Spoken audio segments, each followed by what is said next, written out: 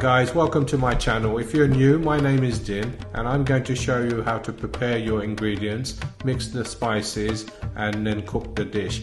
Very simple method I'm going to use, so please follow the instructions carefully. So let's cook. Hi everyone, welcome back to my channel. I'm Chef Din. Please pause the video now and get all your ingredients ready for this dish. Today we're going to cook a chicken korma.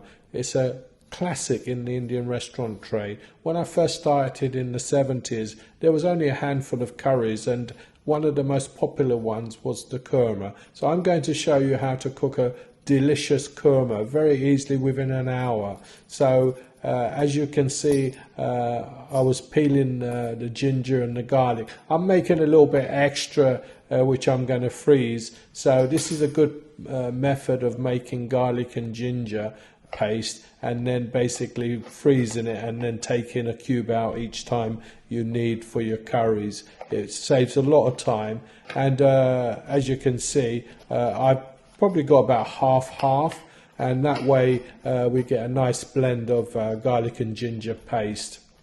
It's best to chop it up nice and small pieces. It's easier for the blender to blend it into a nice paste.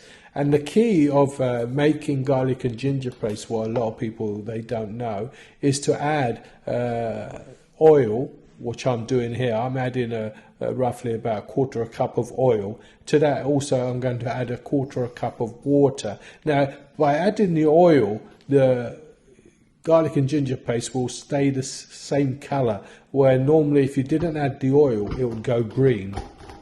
Just blend it up into a nice smooth paste like you see, and then put it in ice cube tray and let it freeze. Then when you need a couple, just take it out and use it there and then. When you cut the onions for the korma, make it as thin as possible, as you can see.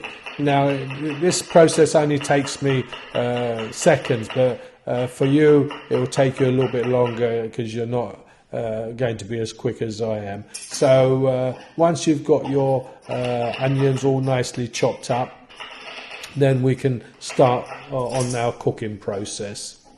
It's very important to have a nice saucepan when you're cooking curry, so I would suggest invest in a good quality saucepan with a good lid.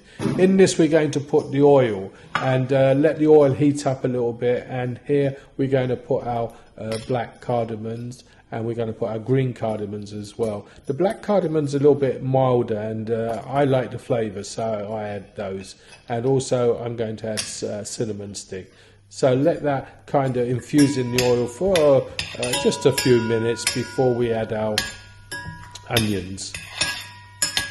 Just toss it around, let it infuse well. Now we're ready to add our garlic and ginger paste, what we've just made. So we're going to just saute this for a little while and get the process cooking. Now as I said, I'm going to cook this within an hour.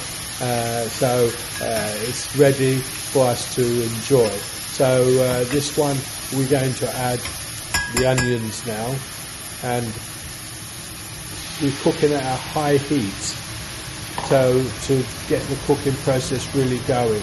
I've got my grated carrot here. All the ingredients you have to get ready. Now I'm putting coriander. Normally you don't put coriander in a korma, so my wife likes coriander, so I'm putting it in. So this is very optional, so it's entirely up to you whether you put the coriander in.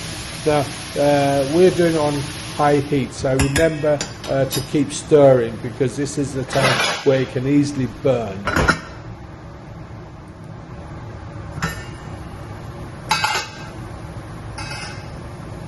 Right, just add the salt now, because that will help to release the water in the onions as well.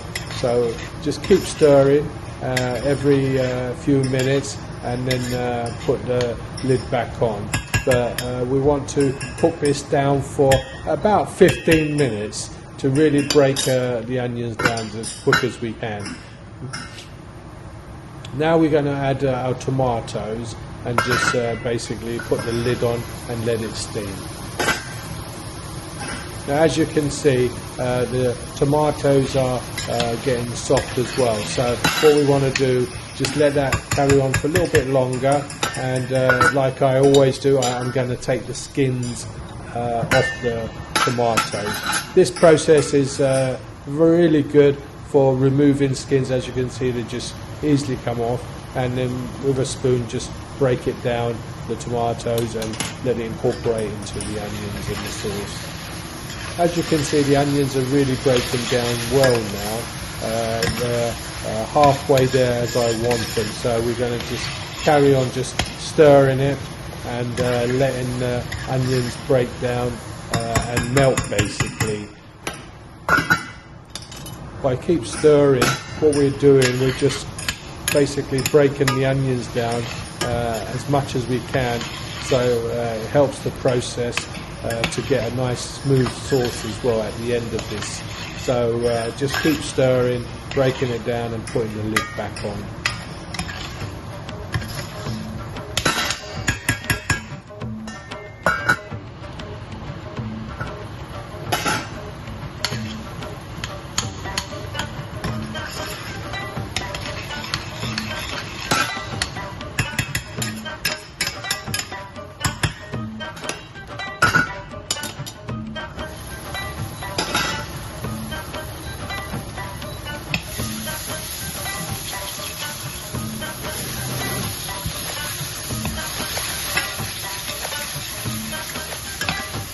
As you can see, I've left this just a slight little bit longer than I should have done, and it's just kind of sticking at the bottom. But don't worry, it's fine, it hasn't burnt.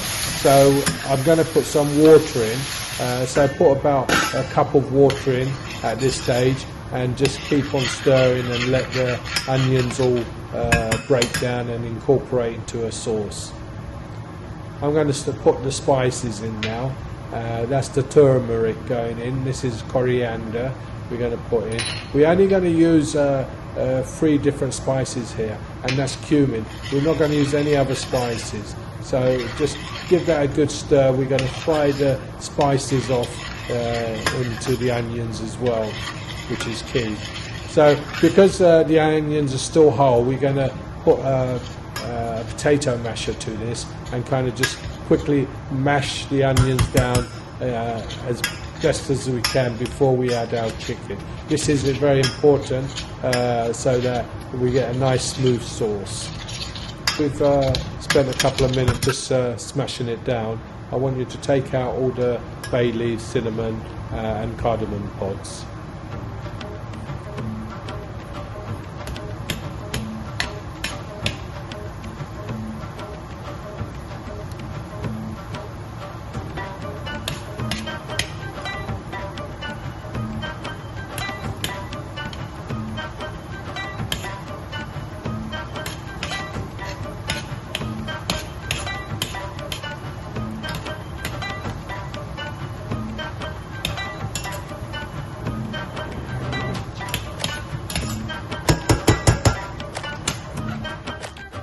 Now we're ready to add our chicken. So add the chicken and give this a good stir. What we want to do is now use the chicken as well to break the onions down even more, so it becomes a nice smooth sauce as you would get in an Indian restaurant. Let me fill you in a little bit about curries in Indian restaurants back in the 70s. When my parents first bought their restaurant in 73, which I took over in 77. The menus in restaurants at that time were very small. We only had a handful of curries. One of them was a kurma. We had curry, of course, and Malayan, Vindaloo, Ceylon. We also had biryani and dansak. And later came all the other curries. It's hard to imagine that when you go into an Indian restaurant now, the menus are so vast with all different type of curries, some which they have created themselves, and others introduced from different regions of India. So the kurma is a classic curry because at that time it was new to a lot of people and they wanted something mild. So I hope you enjoy this kurma. Right, this is looking good. So let's start making this a kurma.